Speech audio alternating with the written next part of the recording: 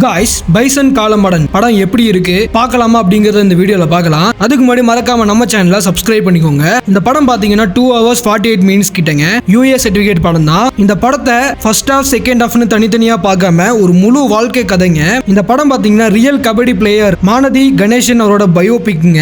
இவர் பாத்தீங்கன்னா தமிழ்நாட்டில் இருந்து இந்தியன் ஆசியன் கபடி போட்டியில வின் பண்ணியிருக்காரு.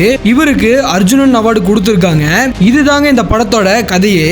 மாரி செல்வராஜோட அரசியலும் டயலாக்ஸ் ரைட்டிங்கும் சூப்பரா பண்ணியிருந்தாரு. கபடி விளையாட்டுல சினிமேட்டிக்கா இல்லாம ரியல் கேம் மாதிரியான ஃபீலிங்ஸை கொடுத்துச்சுங்க.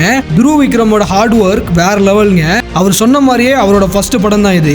முக்கியமா ஹீரோவை விட ஹீரோவோட அப்பா கேரக்டர்ல நடிச்ச பசுபதியோட ஆக்டிங் பிரிச்சு மேஞ்சிட்டாரு. என்ன மாதிரியான ஆக்டிங் வேற லெவல்ல இருந்துச்சு. நிவாஸ் கே பிரசன்னாவோட சாங்ஸ் பிஜிஎம் எல்லாம் ஒத்துங்க. எல்லா சாங்குமே சூப்பரா இருந்துச்சு. மொத்தத்துல மாரி செல்வராஜோட டைரக்ஷன்ல ஒரு தரமான ஸ்போர்ட்ஸ் டிராமா ஃபிலிம்ங்க. ஒர்த்தா இருக்கும் தியேட்டர்ல. Don't miss it. பார்த்தவங்க எப்படி இருக்கு அப்படின்னு சொல்லி கமெண்ட்ல சொல்லுங்க.